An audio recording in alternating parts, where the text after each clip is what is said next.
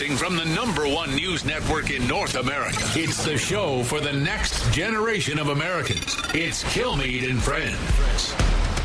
I think we're going to listen very intently to conservative leaders. This is the bill. And you're going to expend political capital to make sure it gets across the finish line. President Donald Trump is a man of his word. No one likes this bill. Hospitals, doctors, governors, conservatives, liberals. It doesn't lower cost. It doesn't improve benefits. It's really a cruel bill. Democrats have adopted the slogan, resist. That's what partisans did against the Nazis. That's not what an opposition party in a democracy does.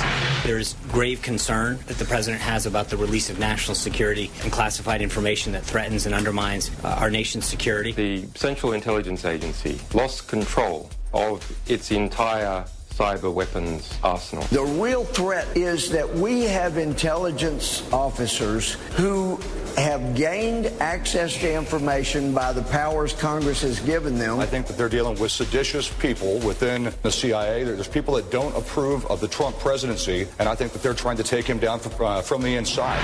America's solutions are discussed here. Happy Friday to everyone out there in Kilmeade country. My name is Pete Hegseth, your humble guest host today, in for Brian Kilmeade, who always deserves a day off as one of the hardest working men in showbiz. But when I came into the studio this morning, I could just feel it. I'm tired, and it's not because I didn't get any sleep last night. It's not because I was on Fox and Friends this morning. I'm tired because there's just so much winning going on that it just makes you tired, So here we are. Actually, if you didn't know this, 50 days into the Trump presidency, officially today is the 50-day mark. And so over the course of the program today, we'd love to get your calls. What's he done right? What's he done wrong? Where has he won? Where has he lost? What does he need to do? What does he need to focus on the next 50 days in order to be a successful president, in order to keep us all tired of winning? Give me your calls. 1-866-408-7669. 1-866-408-7669. Give me the good, the bad, and the ugly. But we'll start out the gate first with the good. Just now breaking, the Labor Department reported that the economy added 235,000 jobs in February. The unemployment rate at 4.7%. We had Stuart Varney on Fox and Friends this morning talking about how so much of this can be tied back to Election Day and the inauguration and the reaction that people have had to President Trump and the policies that he believes are pro-growth. So good, strong job numbers this morning from the Labor Department during the Trump administration. So you heard him laugh a second ago. He's right here in studio with me, Geraldo Rivera. Hey, Major. Always great to have you. Thank you for being here. I noticed you're tired, too. Is it just all the winning? I think that on the healthcare, people's eyes glaze over because of the complexities of the issue. Yeah. But I really do believe, and remember, I am for basically socialized medicine. I'm for Medicaid for everybody. We'll have to talk about that. I think that I'll never attain that goal. I'm way too old. My chance came during Franklin Roosevelt. But the situation is, as the House Speaker says it is, this is the best chance the Republicans have to modify and alter and replace Obamacare. If they don't go for this, they've got to give a little. Then I really do believe you're going to have Obamacare to push around for the rest of the first Trump term. But I mean, so to push back on that is, first of all, before we litigate that a little bit, you're reacting to the job numbers. Does it surprise you that the economy, that businesses, small business, are responding to Trump the way they are? I have a lot of high roller friends, and I don't count myself among them. But I have to say that there is an aspect of prosperity. I mean, proof is in the pudding. I have my wealth has increased, as has most Dow Jones type investors, in double digits since November 8th. Now, that is a reality that nobody can deny. In other words, the country is richer. There's more wealth in the country. When you have more wealth, you have more people buying real estate. You have more people hiring the contractor to do the addition to your house. The pool person, the this and the that. I think that the middle class really does have a sense of optimism that did not exist in the last We've got Geraldo talking Reaganomics right now. Trickle down. Here we go. Who knew? I believe it. But on the healthcare side, which you you said yourself that you're for socialized medicine, Medicare for all. If there's one thing conservatives and Republicans have never been for, it's for socialized medicine. I point to the VA as an example of single-payer health care run amok that doesn't work, that has too many delays and too many dysfunctions and not enough choice for vets. That, to me, that's an example. If we can't get it right for vets, how in the world are we going to get it right for all Americans?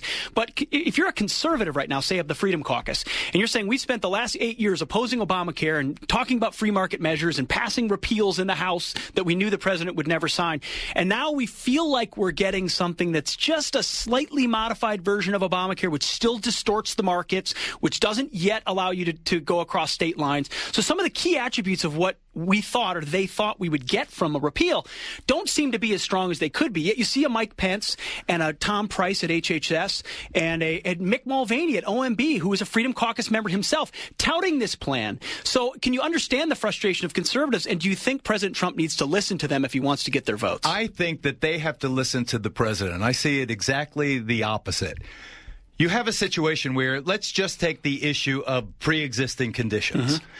When you have a pre-existing condition, you're not getting health insurance. You're getting a health entitlement because you're sick. You're going to need the care. Everybody knows you're sick. Everybody knows you're going to need the care. It's not insurance. It's not a gamble that the insurance company is going to give you more than you're paying the insurance company in terms of premium. They know, you're going to get more benefit than you're going to get the payout. Yeah, which is why it's never been fiscally good for insurance companies. There's only three things that can happen. Either the young, healthy people pay, as they do now with Obamacare, the old, sick people pay, or the benefit just goes away. It's a zero-sum game. So my point is, with Ryan Care, or whatever we call this, Trump Care, whatever the incarnation of Obamacare later becomes, the reality is, as people get older, they get sicker, they're going to need health care, and someone's going to have to pay for it, and it's got to come from somebody. Now, the way the Republican bill is currently structured, the people I think that are on the short end of the stick are the working poor, the people who make too much to get Medicaid, but not enough to be able to pay for premium. But they're the ones getting stiffed right now with premium hikes that have been in astronomical. When they said it was going to save us money, these premium hikes have gone up, and a lot of these folks, as you said, may not qualify for the subsidies, yet their premiums are going up, and there is it's slanted against individuals buying care, and I think part of the Republican plan was try to even that out. But why do you give the characterization, and not to impugn your motives, but I heard it this morning on Fox and Friends too, that Republicans want to just kick all the poor people out on the street? I mean, that's always the argument when we're making free market competition transparency arguments about how you actually lower costs. It's like, well, no, you don't want to make healthcare affordable. You just want to kick old people out. It's not a question of kicking old people out. It's a function of, and I really do submit to you, Pete, and I totally respect. I think you're such a smart guy, a sharp guy, but you've got to admit it that the problem with Obamacare or Hillary Care or any other concept of socialized medicine is somebody who is taking care of themselves and their business now has to pay for someone who's not taking care of themselves. Of course, it's redistribution of wealth. That's redistribution of wealth. That's what it is. In my view of things, it should be like Britain, where we get to wait in line for weeks for surgeries. Let's fund 100 more medical schools. Let's open public health clinics on every corner where the people have walked. I know in my neighborhood, I live on Upper East Side. I live 10 blocks from Spanish Harlem. If I have to go to Mount Sinai emergency room, God forbid, when I go to Mount Sinai emergency room because my daughter cut something or I hit my head, or something, I go there and I'm there with the Puerto Rican lady whose kid has the flu, the black lady whose ear is popped or whatever. They're going there for primary health care. They're not going for emergencies. No, I know it's not efficient. They're going because they need a doctor. But there actually is universal coverage in this country, whether you like it or not. I mean, it's not efficient. It's expensive. The emergency room. It's so totally. I mean, basically, someone's going for a flu shot, and the taxpayer's paying $2,000 for it because the doctor's under government control or Obamacare, you don't even get to pick the type of plan you want. Listen, I don't know. I can't remember the last time I went to a doctor. Why can't I have a catastrophic coverage plan where I pay almost nothing because I'll pay out of pocket for a basic visit, but I just want to be covered in case something terrible happens to me? Why can't we have a market in healthcare that affords that, as opposed to a government telling us what we need to buy? Give me one example, a country, a place where government-run health care has worked. I don't know. I just go to the Scandinavian countries. Oh, come on. They're like homogeneous, tiny countries. How can it work in the U.S.? I don't think we'll ever get to socialized medicine. Well, they want to get there. But the reality, and this is the bottom line, I'm old, you're young. If you don't help me subsidize my health care, then either I dig into my savings, my meager savings, or I go without. That's just the reality. So America has to make a choice. But we have that right now with Medicare. I mean, we have it for Medicare for 65 and older. Yeah, sure. Yeah, I mean, so we have a safety net for those. But what happens if you get 62? Well, I mean, listen, 57.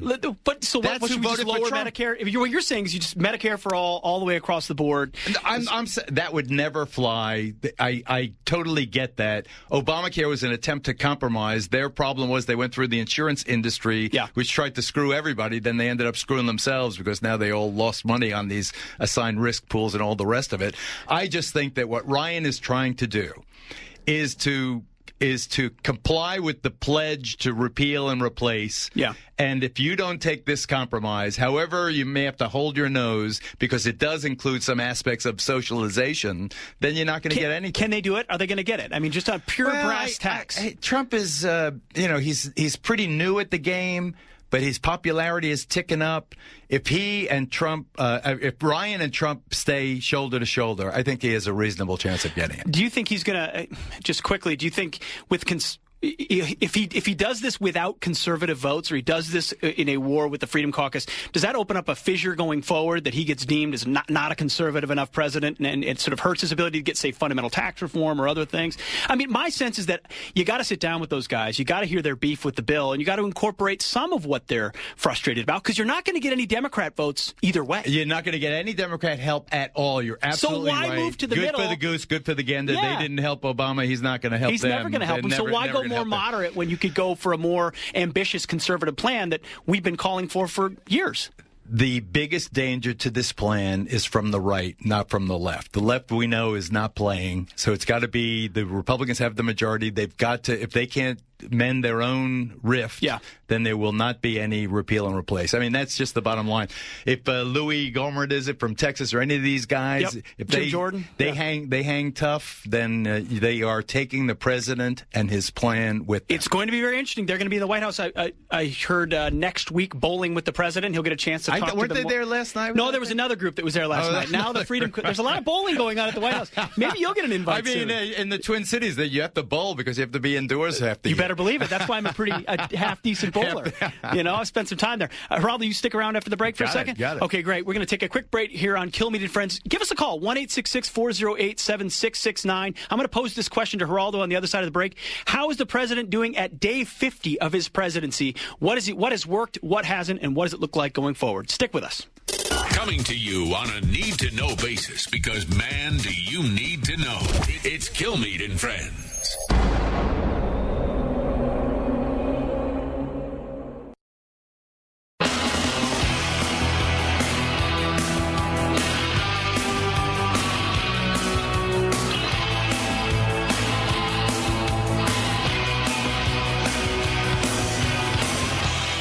I think he's done quite a number of things that were, easily within his power to do, but nonetheless important.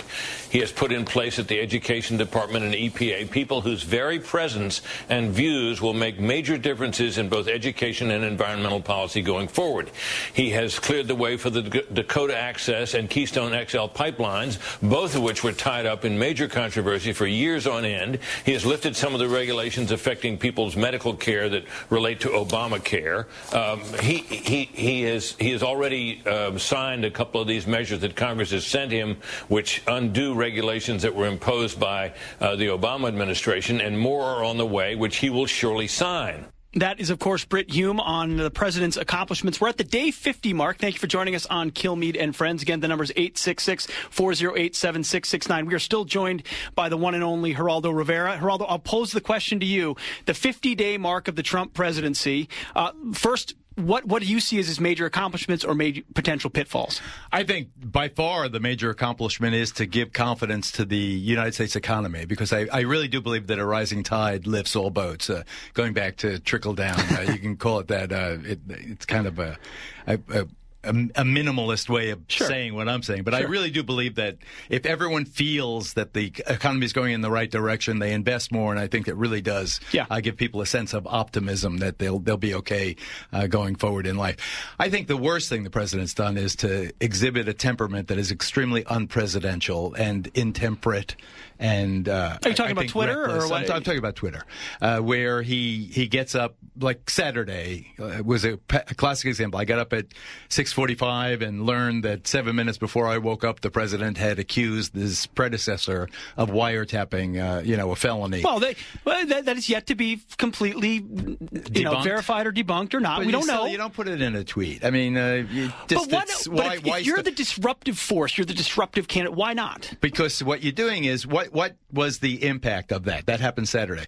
The Tuesday before, the 4 days before, he made that wonderful speech to the joint session of Congress, where he honored Owen's widow and really brought the country together, standing ovations and so forth and so on. And then we have that glow. Okay, he's going to be the one, the good Trump, the one that we hoped would bring good Republican values and reverse kind of a feeling of despondency and get the country on the same page. And then 4 days later, he's being a college kid. Now, you're missing one thing in between, though. One day after that speech that was universally almost lauded was, of course, the information that came out about Sessions and whether he'd met with the Russians. And so there was this immediate backlash from the left-stream media to say, no, we got to tamp down the good news about the State of the Union. We got to push something out here and with anonymous sources. Here's how you do it. Pretty frustrated about that. Here's how you do it. The allegation or the inference is that there was collusion between Senator Sessions, then Senator Sessions, and General Flynn and the Russians during the campaign and then during the transition. That's the allegation, the generalized allegation, collusion with the Russians to hack or influence our election. How much evidence of actual substantive collusion is there? Zero. Yeah. Zero evidence. So if you're going to tweet about it, you say... There's zero evidence of Russian collusion or my team colluding with Russia. And I say to you, put up or shut up. That's what you could tweet that. You don't tweet that the president's wiretapping and try to deflect attention onto the leaks and so forth. I think that if you're going to, I am the victim of my own impetuosity when it comes to tweeting that nude shot of myself when I turned 70 years old. And I heard about it. I'm still hearing about it 3 years later, and it imperiled my job, my standing. I was embarrassed by it. My wife was embarrassed. It was 2 a.m. and I did. Sure. And I promised myself, after 2 drinks, you never tweet. And you never tweet when you're alone after midnight. Never, ever, ever. And I just wish that the president would heed Cardinal Timothy Dolan's advice and just cool it with the tweets. You have a tweet. He doesn't drink, though, so he's not going to have that problem. Rolly, you're a good man. I think it's a fair point, and I think it was such a product of his success was his ability through Twitter to do that. How do you turn that off when you're a billionaire who won a presidential election that no one said you could win, and that was your primary tool to drive the narrative? You ever jump out of an airplane? I'm sure you have. Yeah. Before you jump out, you check all your straps. Yep. Before you hit the send button, you check all your straps. I mean, that's all. Check all your straps is the advice from Geraldo Rivera to President Trump today. Thanks for joining us, as always. Pleasure, we appreciate it. And we'll see you tomorrow on Fox and Friends. I'll be there. Weekend as well. He'll be a guest on Fox and Friends Weekend. Stick around on Kilmeade Friends. I'm going to take your calls on the back half of this hour, so keep them coming. 1-866-408-7669. At the 50-day mark, what can Trump do better? What has he done well? And what will he get done in the next 50? Stick around.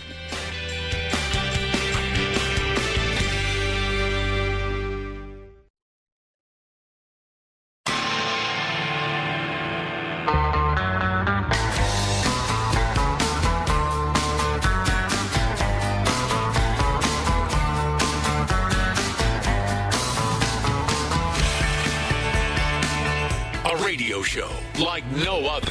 It's Kilmeade and Friends. We assembled here today are issuing a new decree to be heard in every city, in every foreign capital, and in every hall of power. From this day forward, a new vision will govern our land. From this day forward, it's going to be only America first. America first. That was, of course, President Trump on day one of his administration, his inaugural address on the Mall. I was there for it, a powerful moment. Here we are at day 50, talking about the Trump presidency, where it's been and where it's going, and we're glad that you are here with us. My name is Pete Hegseth, your humble guest host here on Kilmeade and Friends, and we're discussing all morning long. We want to take stock a little bit. Every once in a while, it helps to kind of pause and say, where are we? Where are we going? Where have we been? And hey, we like round numbers. So why not the 50-day mark to ask all of you, hey, what's been good? What hasn't been good? What mistakes have been made? Where do they need to go? I want your phone calls, 1-866-408-7669. Again, 1-866-408-7669. We've got a number in the queue that we're going to get to briefly, but I want to play a couple more clips just as reminders of the last 50 days. That was day one with President Trump. Now, let me play a clip from day two. Sean Spicer, go to clip 19. Some members of the media were engaged in deliberately false reporting. This was the largest audience to ever witness an inauguration, period, both in person and around the globe.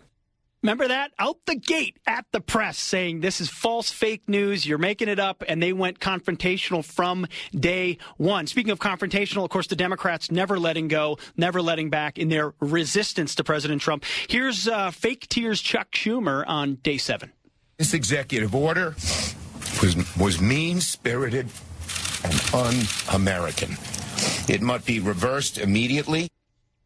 There you have it. It must be reversed immediately as he sobbed about the travel ban that had been imposed by President Trump in that first week in office. If you remember all those executive orders in the first week of office and how active he was in trying to implement what he said he would do on the campaign trail. He also has spent a lot of time talking and reassuring allies. On day 24, he had a meeting with one of our closest allies in Israel. Cut 24. I've known the president and I've known his family and his team for a long time.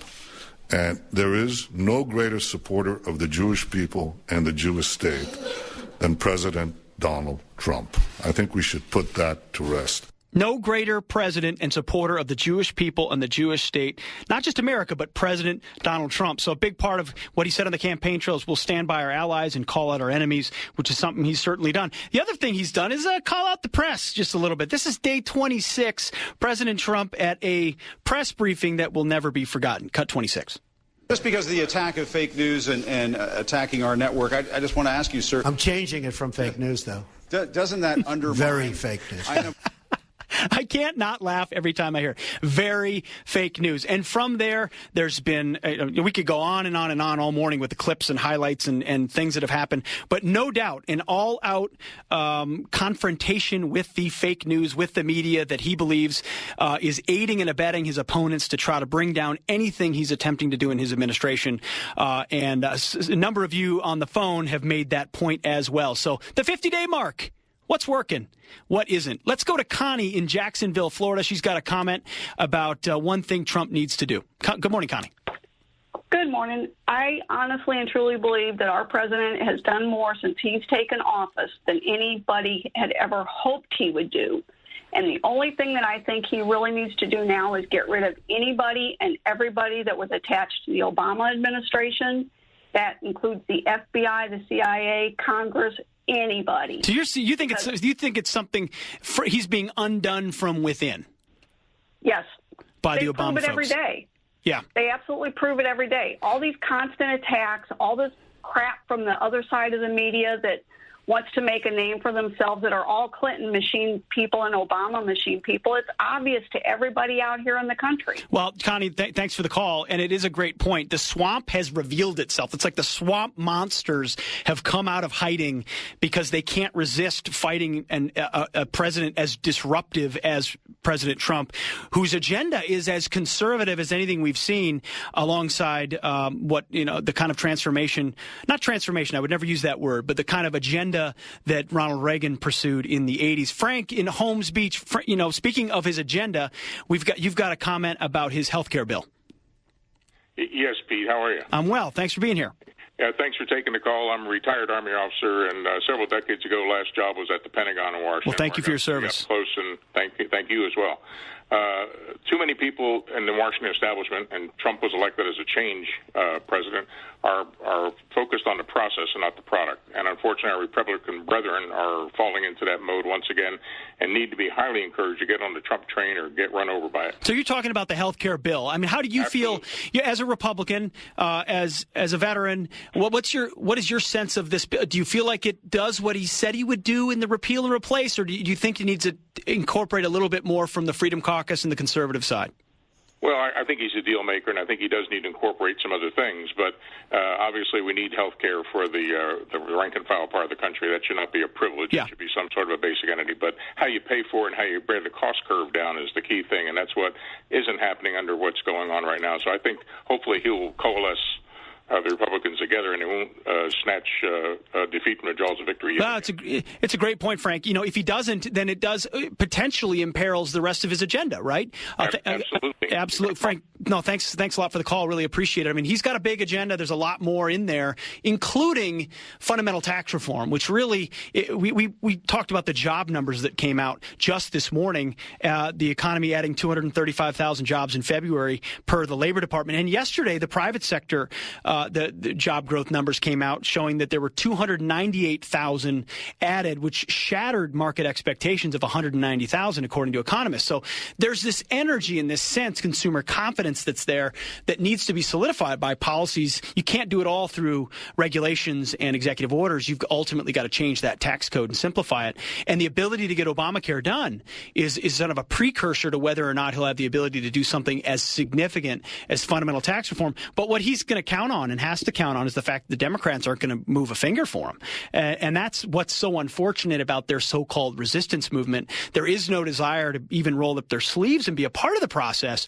It's just by default, we want nothing to do with it, and we want Donald Trump to fail. So that has been a big theme of the first 50 days, too, a solidification on the left of how much they loathe him, despise him, and will do anything they can to undermine him at every turn. Let's go to Dave in Daytona Beach. Dave, how you doing? Hey, Pete. How you doing? Doing well. Good. Just a little on my background. Basically, I was a computer consultant for about a dozen years, and then I became a physician and had been one for about 17. So just looking at my computer consulting career, what we typically found is you'd go into a business and say, I got a package here that can do what you need, and it'll cost you $10 million. Now, if you want it to do everything you want, we're looking at $100 million. And at that point, then reality sets in, and they either, A, decide that $10 million is good enough and we can get by with it, or we'll go ahead and spend the extra money. And the problem with the health care, what they keep proposing is it's got to be everything to everyone. And I don't think that's the right way to go because your costs just go astronomical. Sure. Looking at it from a physician perspective, I mean, really in the emergency room, you should have people who need an emergency room and they get the emergency care they need. Yeah. If you have people that come in the emergency room and they need primary care, every emergency room should have a primary care doctor there. Sure. If we can start routing them through that system, because that's how we're going to keep costs down. So do you think what would be the most, for you as a doctor who's practicing, who understands these issues, what are the top two things that you think need to be included in a health care bill to make sure it does change that cost curve and actually provide better and more affordable access? The biggest thing is you've got to have access. And basically anyone can go to the emergency room whether you have insurance or not. So the whole goal is if you have a physician who's employed by the government in the emergency room as a primary care provider, the first thing you do is when you triage them is say, what are you here for? Oh, I've got a common cold. Well, that's not an ER thing. You want to get them out of that ER pathway. And let me ask you a question, though. How is that different than the VA? I mean, we've got scores of government doctors in government facilities that, are not efficiently or providing the kind of care our veterans There's deserve. No accountability in the VA system. I mean, I never saw such a horrible system as when I was a resident and had to work with the VA system. You have to have accountability. And right now there's none. I mean, they're incentivized to not do anything. It would be great. Most doctors would love to have a job where you can go in at 9 to 5. You get every holiday off known to mankind. You make a great salary, and you get a pension after X many years, and you can retire, and you've got all the money you need. Yeah, that sounds like my kind of government job for sure. Well, thank you for Dave, for your expertise, and it's interesting. It'll be interesting to see. I don't know that a government doctor in every ER is on the Republican plan. I'm quite sure it isn't, but at the very least, finding a way to allow insurance company or to people to buy insurance plans and have it actually compete, much like you buy car insurance and other things, strikes me as a pretty simple way to let the market work so that costs are driven down. Whenever you have less costs and more of a monopoly, things get more expensive. So, Dave, thanks a lot for the call. I'm going to go to Tony, a call from Malta, Europe. Tony, I believe you're going to give me a full-throated defense of socialized medicine. Go for it. Well, no, it's not a defense. I mean, I'm an American citizen. I'm a Maltese American. My wife is American. We've been living in Malta for the last 10 years, and I tell you, we love it. I don't have. I mean, I had a triple bypass 4 years ago. Was great. I mean, I didn't have any problems. My meds are free. Don't ask me how they do it, but they do it. And there's, a lot of people say, well, there's waiting for this and waiting for this. Certain items you might have to wait a little bit for, but when it's an emergency or something like that, you don't have to wait. Tony, how many? Correct me, help me with this. How many people live in Malta? 300 and almost 400,000. 400,000. So, okay, you could imagine an experiment where 400,000 people, if it's managed efficiently, could be given a decent quality of care. You're saying there still are waits. How do you apply that system of 400,000 to almost 400 million in a country the size of the United States and make it affordable and something that actually works? Listen, I agree. I agree. I'm not debating that the United States should have socialized medicine. I think it would almost probably be impossible. Okay, but it is a small island and it's easier to manage. But don't forget, the economy is not anywhere near what the American economy is or anything like that. Well, Tony, at the very least, you just gave a very nice infomercial for Malta, which may not have been on a lot of people's radar screen this morning. But check it out. Tony, thanks for the call and appreciate it. Of course, in smaller segments, socialized medicine can work. But in a country like the United States, again, I keep pointing to the VA. It's such a perfect example. Everyone loves the vets. Everyone wants to help the vets. Everyone wants to fund the vets. Yet the vets can't get quality care because government-run single-payer, top-down health care managed from a distant capital does not work and inherently becomes expensive and bureaucratic, and the institution starts to calcify, and then you can't get anything done at all. So, hey, you know what is fun this morning? Calls have been pouring in. Keep them coming in. I want your thoughts on some great ones in the queue about the president, about mistakes that he's made, about what he should do next. I want to hear from you. 1-866-408-7669. Again, Kilmeade Friends, 1-866-408-7669. The first 50 days of the Trump presidency. We're taking your calls. Keep them coming. Challenging conventional thought and wisdom. You're with Kilmeade and Friends.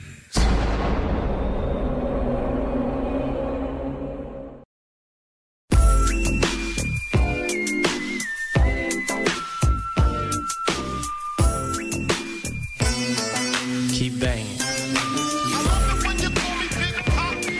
Throw your hands in the air if you's a true player. I love it when you call me Big Papa. To the honeys getting money, playing fellas like dummies. I love it when you call me Big Papa. You got the gun up in your waist, please don't shoot up the place.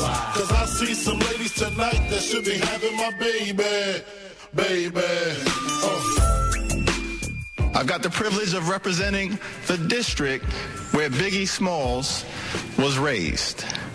We know he went from negative to positive and emerged as one of the world's most important hip-hop stars. His rags to riches life story is the classic embodiment of the American dream. That's right, baby.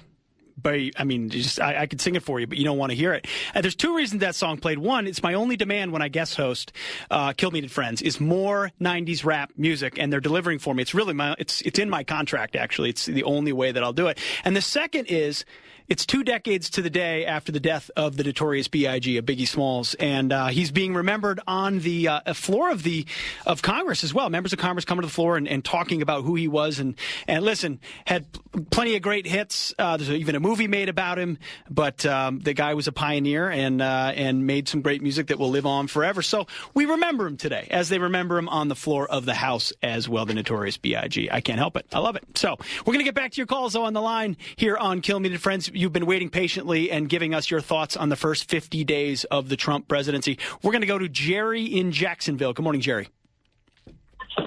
Hey, I guess what I want to say is I'm hoping to God that they drop this Trump care thing and work on infrastructure, work on tax reform. I seriously believe this is going to hurt the Republicans in the 2018 midterm elections. They have to look at what happened to the Democrats when they tried to when they did pass Obamacare. They got shellacked. So you're saying you're making more of a political argument. You're saying that it's too tough. It's so broken. When they delve in, they're going to own it, and it's going to hurt them at the ballot box. Absolutely. Just look at what happened to the Democrats. Just look. They lost the House, the Senate, and the presidency. Well, listen, I think it speaks to two things. One, I think you're right. If it's done incorrectly, the Republicans are going to own it, and they're going to pay for it at the ballot box. There's no doubt about it, because it will become the broken system that they rebroke. But it also, I would argue, it's also part of the reason why they don't need to take their time, but they need to make sure they get it right, and they be bold about it ultimately, and don't have some sort of a watered-down, diluted version that they know that's not going to work, so they can get a few more votes. I mean, to me, that's the argument to listen to the Freedom Caucus and some of the more market-based folks to say, hey, how would you do it to really bring costs down, to really bring transparency and choice up so that the consumer has the ability to make choices?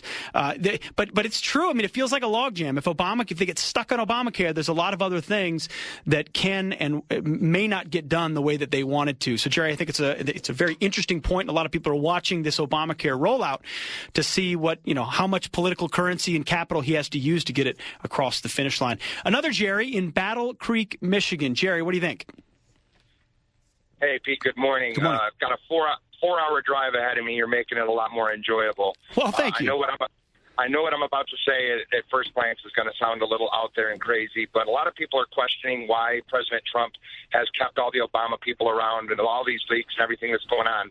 Well, I know that this man, you can call him arrogant, you can call him a lot of different things that are probably too bright for this radio show, but the one thing you can't call him is dumb.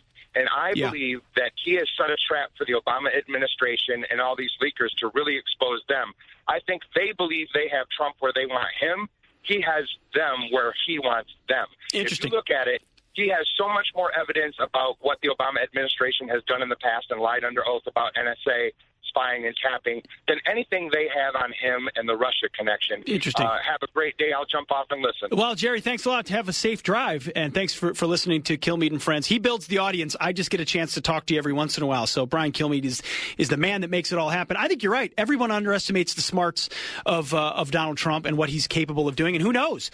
With access to the intelligence, he could full well know he's walking some of those Obama folks into a trap, sort of letting this swamp rise up and expose itself, as I talked about earlier in the program.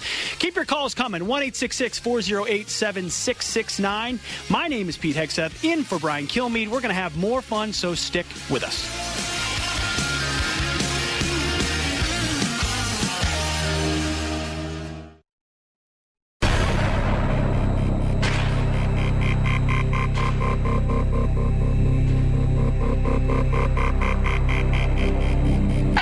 Broadcasting from the #1 news network in North America, it's the show for the next generation of Americans. It's Kilmeade and Friends.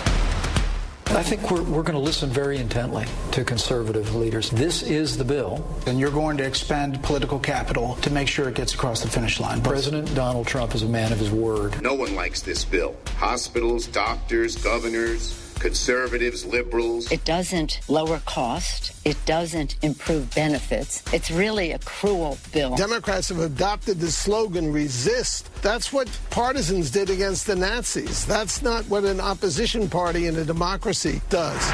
There's grave concern that the president has about the release of national security and classified information that threatens and undermines our nation's security. The Central Intelligence Agency lost control of its entire cyber weapons arsenal. The real threat is that we have intelligence officers who have gained access to information by the powers Congress has given them. I think that they're dealing with seditious people within the CIA. There's people that don't approve of the Trump presidency, and I think that they're trying to take him down from the inside. America's solutions are discussed here. Good morning, listeners of Kilmeade and Friends. I am your humble guest host today, Pete Hegseth, in for Brian Kilmeade, who gets a much-deserved break on a Friday. You know, I'm tired because doing what Brian Kilmeade does even for one day is exhausting, but I'm also additionally tired because of all the winning that is still happening, including this morning with some great jobs numbers coming out. The economy added 235,000 jobs in February per the Labor Department. Rewind to yesterday with the news that came out that private sector jobs have surged by 298,000 for the month of February, shattering market expectations that it would be about 190,000. So you've got great indications that the economy is responding to what President Trump has done in his first 50 days. Frankly, from the election day to now, but today is the 50-day mark of the Trump presidency, and all day, all morning on Kilmeade and Friends, we're taking your calls with your thoughts about how he's doing, what he can do better, what he needs to focus on, and what the next 50 days may look like. So give us a call, 1-866-408-7669, 866-408-7669. Also this hour, we've got two fantastic and timely guests. Gary Berntsen, a friend of mine and also former CIA officer, author of the book Jawbreaker and The Walk-In. Gary Berntsen is as smart and ferocious as they come, a former CIA operative. And we're going to ask him about WikiLeaks. We're going to ask him about what has been exposed, how damaging it is, and what can be done about it. And then later on this hour, we're going to have Chris Steyerwalt on the program as well, digital politics editor, one of the smartest guys in the business, and get him to kind of dissect the first 50 days from his perspective, which he does so well in his own newsletter, but also a sense of this Obamacare battle. Where's it going to go? How do we get conservatives on board? Can he? And what are the chances that a bill like this gets stalled or stuck before it gets off the ground? So you're going to want to hear from Gary Berntsen. Honestly, I've heard him a couple of times on this. No better analysis of what the WikiLeaks thing means on the CIA than a guy like Gary Berntsen. So stick around to hear that. I can't wait to hear what he's going to say on that one. So speaking of not waiting to hear what someone has to say, we've been playing clips all morning of some of the things in the first 50 days from President Trump. And he's taken such a different approach than previous presidents that, you know, the left stream media and all the status quo types in Washington, they just want to reflexively criticize him because they don't know what to do with him. But he's taken an approach of talking straight to the people on Twitter, being adversarial with a press that he knows is in the tank for the left and wants him to fail, but also reaching straight out to businessmen and CEOs and the working class and saying, I'm here for you. The job numbers and the confidence numbers show that there's been a response, but there's also just been meetings at the White House that he's had in ways that other administrations wouldn't have done it before, including one on day 3 of his presidency, where one of the it's just Sean McGarvey, he was at the White House and he's the president of North America's Building Trades Union. So he's got a number of working class folks that he represents, and this is how he characterized his meeting at the White House. Cut 21.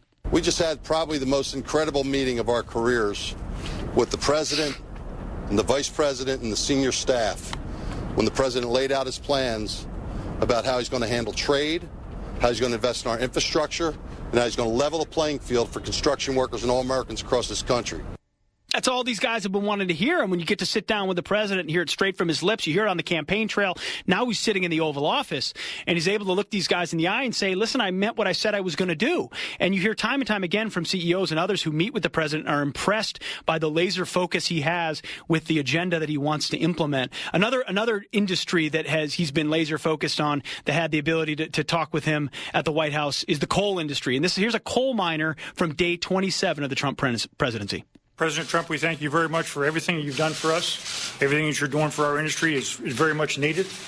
I've been mining in this industry for 40 years, and this is a very exciting time for our industry. Thank you very much. Yeah, I mean, it's an exciting time for a lot of industries that thought they were never going to see the light of day again. That, President Obama had told us that that they were part of the past, that the future doesn't include certain industries, doesn't include pipelines, doesn't include drilling, doesn't include coal. It includes nothing but environmental regulations and climate change summits.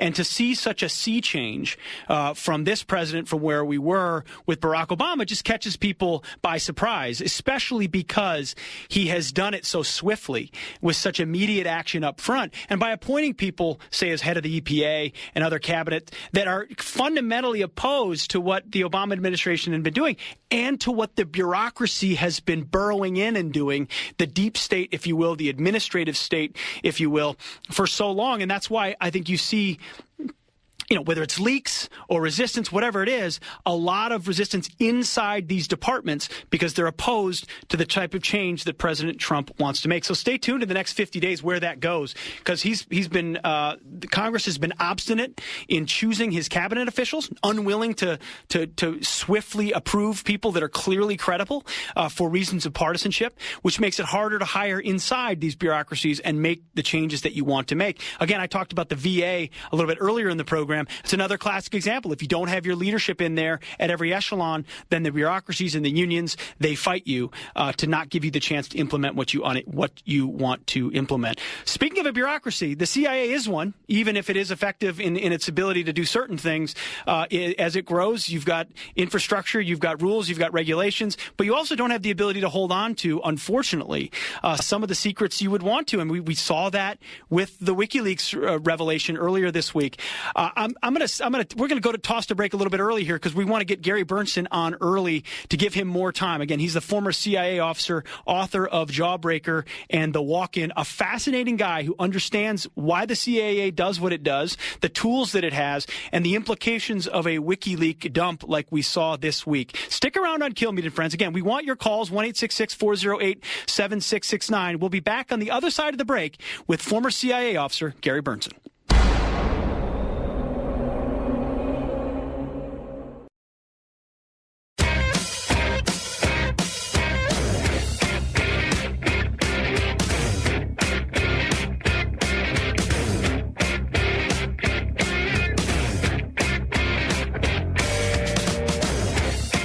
If, in fact, these documents, as alleged, are from the CIA, what I can say is it would represent one of the most significant compromises of national security in recent memory. Yeah, that's the vice president just yesterday on Special Report talking about the potential depth and damage of these CIA leaks through WikiLeaks, the scope of them, how damaging they may be, and we're still now only a portion of the documents have been released, and we're still now getting our arms around what that really means. But that's why I want to bring in right now Gary Bernstein, former CIA officer, author of the book Jawbreaker and The Walk-In. Gary, thanks for joining us. You've been involved with the CIA. You understand how it works. If you would, for our audience, what you know about this WikiLeaks dump that came out on Tuesday and we're learning more about over the course of the week, how damaging is it? Well, of course, good morning, Pete. Good morning. Of course, the agency has not, confirmed the sourcing of the documents as any sort of layperson or any person with any knowledge of government can see. Looking at these things, it looks very, very real and very, very damaging. So far we have the release of close to 9,000 documents that are damaging in the sense that it exposes the capability of the clandestine service. It's damaging to the reputation of the agency and its credibility in terms of its ability to maintain secrecy. The leak raises important questions in terms of organization, leadership, management, and counterintelligence as starters, for the agency. When you categorize the fact that we've had Bradley Manning, we've had Snowden, and now this, I think, responsible national leaders, need to find a new architecture for organization and leadership of the intel community in the 21st century. This is going to be a task that's going to be dropped at the feet of now Senator or former Senator from Indiana, who's going to be taking over as the DNI. Absolutely. Well, you talk about the 21st century. I want to play a clip from Sean Spicer yesterday during the briefing about some of the concerns they have about whether the CIA is a bit outdated, and then I want to get your reaction. Play clip 3. There's grave concern that the president has about the release of national security and classified information that threatens and undermines our nation's security. Obviously, he believes that the systems at the CIA are outdated and need to be updated. Gary, I mean, I've never worked at the CIA, and neither have most of the listeners out there. Give us a sense. I mean, I want to believe and hope that the CIA has the cutting edge stuff. Is it not that way? No, they have cutting edge stuff, and I would tell Mr. Spicer that his description of the problem is inaccurate. They have high technology, and apparently in the last decade have grown unbelievable capacity in the information in this sort of in this field of hacking and internet capabilities. The problem, though, with the agency over the last decade and even before that was in my opinion, a notion that we needed to hire people and make them feel good about themselves, that we needed to craft an agency that would, instead of serving the interests solely of national security, would cater to individual groups to help them advance. Literally, what are you talking about, like hiring preferences for certain people? Well, listen, let me finish. They actually opened an office attached to the director for LGBT hiring. Now, I'm all for LGBT rights, but I'm not for attempting to specifically go out and target a group of people because of their gender issues to hire them in the intelligence community. If you want to hire individuals as case officers or operations officers, they should be mentally and socially balanced as opposed to having a question of their gender.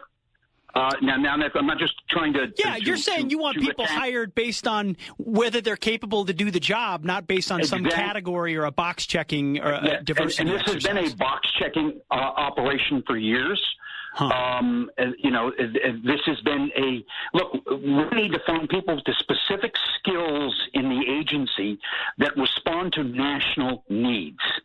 This shouldn't be for an organization and like much of the U.S. government that has been designed for social engineering. Sure. Okay? And especially in the agency, because we need to target those individuals, those groups, especially small terrorist or narco-trafficking groups who can leverage technology and cause great harm to America. I'm for inclusion of everyone. Everyone should have rights and protections under the Constitution. But the intelligence community is supposed to be here to accomplish specific tasks on national security. Yeah, that's not social engineering. This has been a big issue with this administration. And when John Brennan left, I was told that he sent out a memo and said that the thing he was most proud of was his inclusion of the LGBT community, which I think is wonderful in terms of we want to protect them in America, but that's not what you're supposed to be doing in terms of just building national security. Well, yeah, and we've heard about so much of this social engineering in the military. It's sad to know how deep it has also gone inside the CIA and intelligence agencies. I mean, give me a sense. There's been a lot of talk about the CIA or other intelligence apparatus being at war with or undermining President Trump. Do you, whether it's WikiLeaks or not, do you see an ongoing effort from those inside the intelligence agency to sort of take the president down a few notches? I think that might be the case, but we have undergone a change in culture in America over the last several decades. This is not this is not your grandfather, your World War II generation, or the Cold War generation of the 70s and the 80s that I came out of. Millennials and ex-Genners believe that their views should be heard, that they want to be included in the decision-making process. And you have a number of these individuals, whether it's Bradley Manning or Snowden, whoever did this, believes that they want to have this argument over the whether they believe is appropriate in terms of capability for the intelligence community. Yeah. But they don't want to do it in speaking to the intelligence committees. They want to go and throw 30,000 documents out into the world. Yeah. This is not an appropriate way to conduct national security. And I would state that we need to have extreme vetting for this new generation of people working in the agency, not just immigrants, Okay, so you feel like this was the internal. size of this agency and conduct really serious CI efforts internally to make sure that this thing stops. Do you think they'll be able to find who was? I mean, first of all, do you believe it happened within this leak to WikiLeaks? And do you think, second of all, they'll be able to identify who it was? I think that they have expanded, especially in the cyber area. They have probably included so many contractors in this process.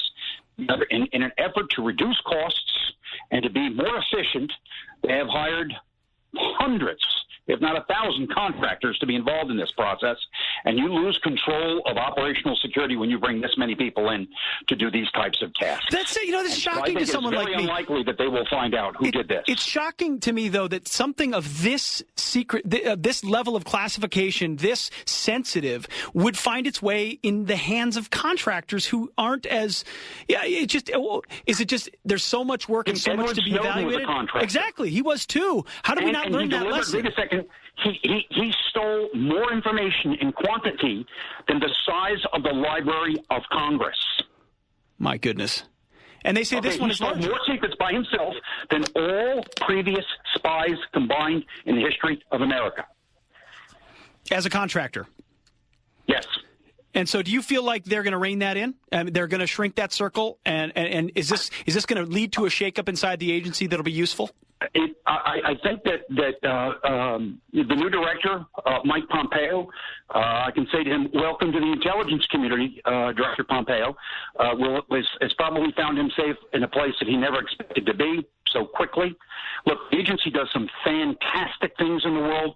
It also, and those things we haven't made public. Its disasters are public to the world, and this may be the worst yet. Yeah. And but what is required is a tremendous rethinking of how this community is organized, how it is led, and hopefully President Trump will choose to the foreign intelligence advisor, the President's Foreign Intelligence Advisory Board, individuals that are serious about this. Previous presidents have chosen their friends or business people, and all sorts of people that don't know crap about the intelligence community have been on these boards over the years.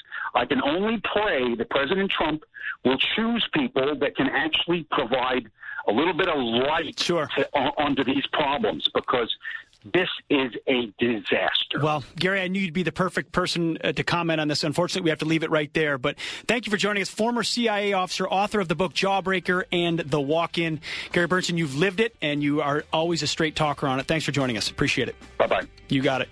All right, more on Kilmeade and Friends on the other side of the break. Your calls, 1-866-408-7669. Again, Kilmeade and Friends, 1-866-408-7669. The first 50 days of the Trump presidency, we want your opinions. Keep the calls coming.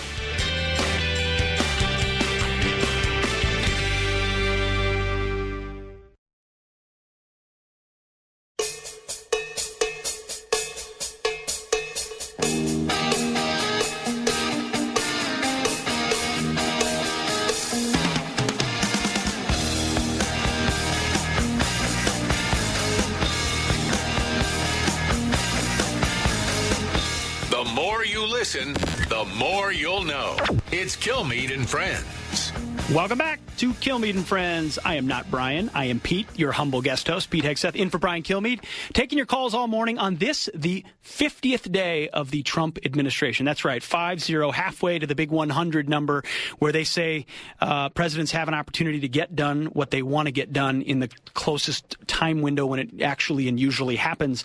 So we're taking your calls all morning about what you think has worked and hasn't worked here on Kilmeade and Friends. The number is 1-866-408-7669. After this break, we're going to hear from Chris Steyerwalt, who's going to be joining the program, giving us some political analysis. And you just heard, if you had the good fortune of hearing it, from Gary Bernstein, a former CIA officer, talking about how devastating these WikiLeaks have been and are to the intelligence community, and what the implications really are. We've got a call from Utica, if we can go to line 2.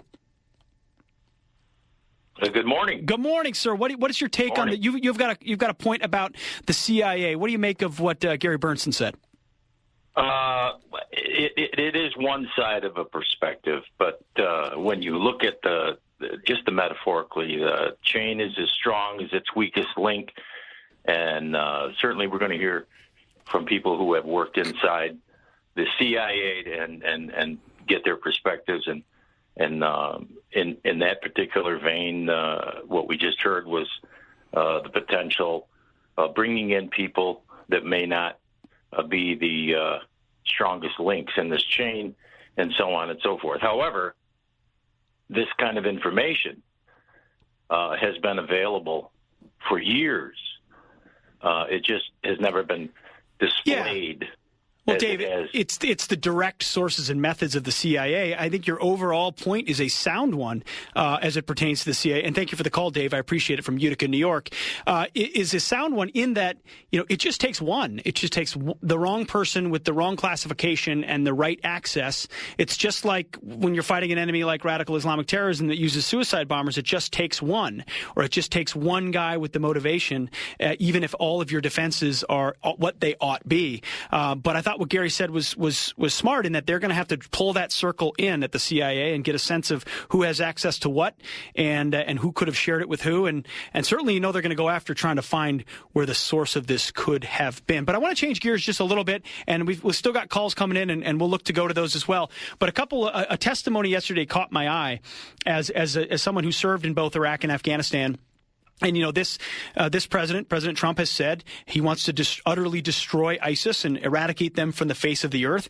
Part of doing that is the fighting men and women of the U.S. Armed Services in the Middle East to this day, where, we're still in Iraq and Afghanistan, as you all know, 15 years after 9/11, in some very difficult places with new manifestations of old enemies and new enemies. In Afghanistan with the Taliban and even ISIS there, which is the new enemy fostered out of Iraq and Syria when we abandoned that war front when President Obama took over. The commander of CENTCOM was in front of the Senate Armed Services Committee yesterday. His name is General Joseph Fattel, former commander of the Special Operations, now the commander of CENTCOM, which oversees that region of the world. And he gave, I'm going to play two clips. The first one is about Syria, and the second one about Afghanistan. And I found his comments refreshing because in my mind, they comport with what I've been seeing, or what I think needs to happen in both theaters. So let's first go to General Joseph Fattel. Again, this is the commanding general, theater general, in charge of what's happening in Iraq and Syria in the fight against ISIS. Cut 13. I think as we move more towards the latter part of these operations, into more of the stability and other aspects of the operations, we will see more conventional forces requirements, perhaps. So the key part of that clip is more conventional forces requirements, perhaps. And think about what a difference that is from the parsing and the hemming of the Obama years, where it was no boots on the ground. We're going to have boots on the ground, but there are no boots on the ground. And special operator groups' boots are different than conventional troops' boots. And we can't acknowledge that they're there because that would be admitting that the war's not over. And there's this difference between Iraq and Syria is okay. And, all the hemming and hedging led everyone to believe, are they really committed to the fight? And what happened quietly this week, in addition to that clip, was the Marine Corps and the military announcing that 400 Marines will be heading to Syria, plussing up the number of U.S. troops in Syria to only 900. But those 400 Marines will be providing artillery support to Syrian and other elements that are trying to take back Raqqa, the capital of ISIS.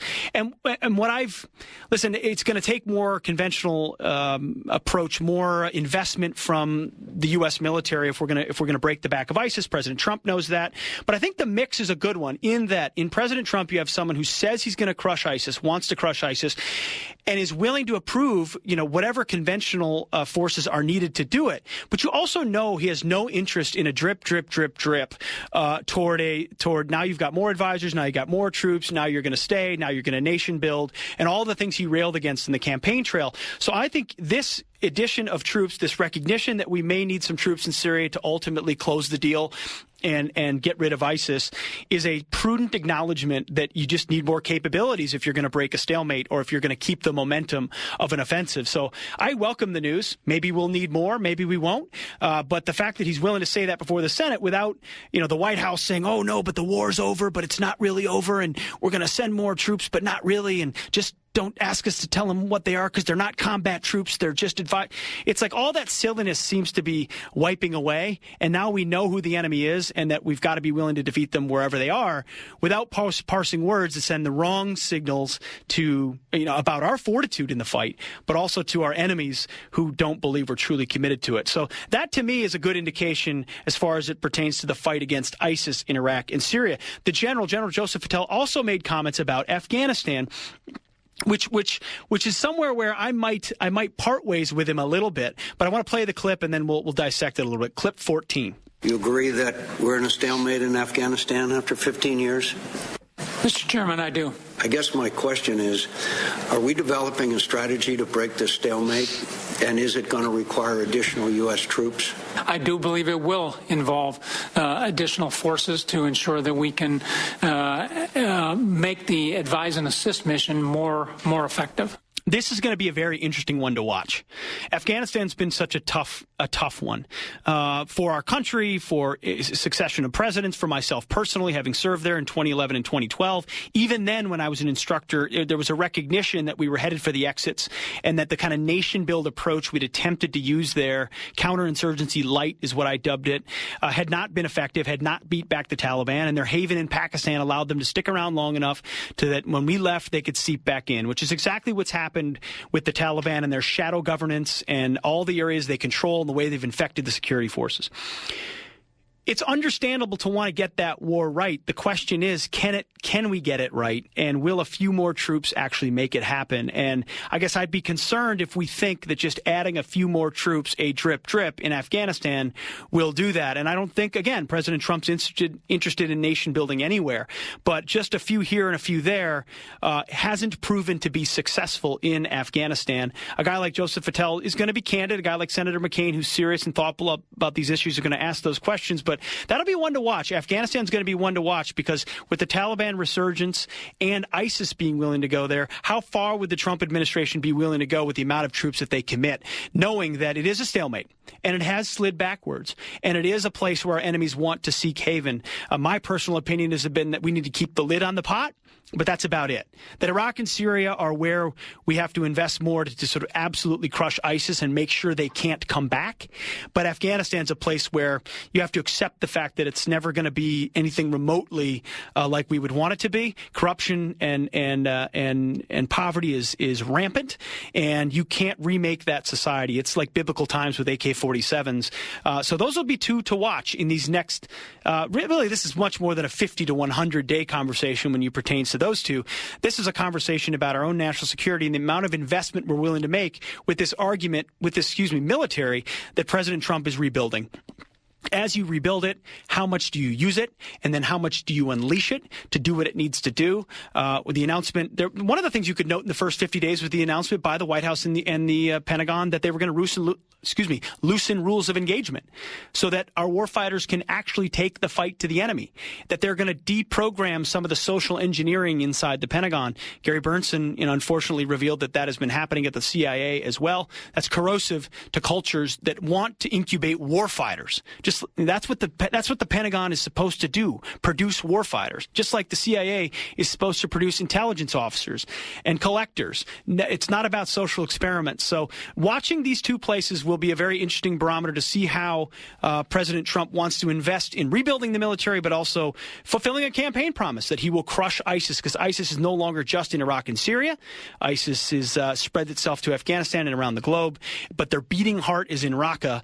And if you can crush that and squelch their caliphate, it goes a long way to defeating them, along with just naming them, as President Trump did very forcefully in his State of the Union address, radical Islamic terrorism. And I know a guy like Gary Bernsen knows that firsthand. I've certainly seen it firsthand. President Trump has internalized the reality of the threat that we face. And Iraq and Afghanistan, as they were for the previous two presidents, are in the hands of President Donald Trump, and watching what he will do there will be very interesting as the next 50 days, but frankly, the next 4 and 8 years unfold, because solutions in both of those places is nary a soon time coming. Is that a phrase? Nary a soon time coming? I don't think so.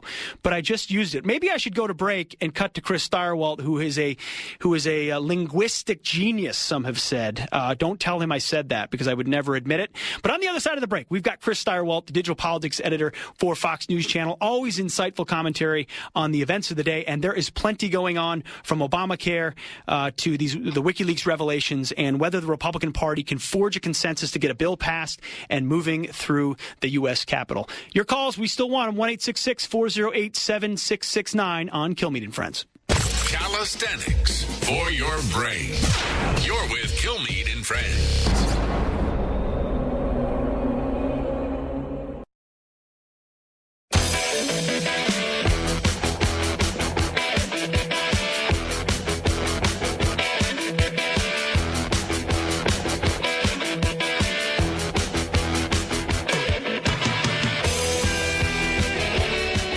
Kilmeade and Friends. I'm your humble guest host, Pete Hegseth, and we are now joined, I believe, on the phone with our humble guest, who's so humble. Always humble. I ain't so humble. Or not. Chris Stirewalt, digital politics editor, Fox News Channel. Chris, how you doing? Truth. Truth? Truth. You give nothing but truth. Okay, give me truth then. This, as you know, 50th day of the Trump presidency. Halfway, they're coming around the backstretch. Coming around the backstretch of that big 100 days. How does Chris Stirewalt assess the first 50? Well, it's been uneven. It has not. So I can say today the same thing that I could have said 50 days ago, which is Donald Trump has within him and his administration, the makings of a truly successful presidency. It also has within it the makings of a true disaster. And we see both impulses, right? Mm-hmm. And no better example than last week, where you start with triumph, and he delivers a speech to a joint session of Congress on Tuesday that is universally acclaimed as presidential, and is seen as an achievement. And he lays out a pretty clear vision and takes a pretty clear stance on Obamacare. Yep. Or what is now going to be Trump care, or he hopes. But by the end of the week, we are in turmoil and tragedy as the president angrily tweets out an accusation against Barack Obama for tapping his phones. So what if you were to make one change? If you were to say, hey, this is the thing he's got to do to make sure it becomes the presidency a possibility? It's not. I would say this. Be loyal to your people. Donald Trump demands a lot of loyalty from his supporters and from his staff. Be loyal to your people, too. You know, the anguish of people like, the obvious anguish of people like Reince Priebus, people like Sean Spicer, of others, as they play scorpions in a bottle, and who's up and who's down, and is Kellyanne up and it's Kellyanne, and all of the drama has to stop. Trump's a part of it. He's a player in these dramas. They're counterproductive. They harm the country. They are unworthy of the office. Do you think they're that big? I mean, how much of that is also driven by a media that's looking for every little crack it can find? You must deny it to them. Yeah. Whatever the media. And by the way, here's another thing I'd change. Stop complaining about the media. Stipulate, like, enough months were spent talking about how the press hates Donald Trump and Donald Trump hates the press. Consider it fact. So you're saying, it's one of those things. Okay, we know what it is. We know exactly how you feel. Gotcha. They don't like you. You don't like them. You still have to win. Excuses don't matter. You still have to win.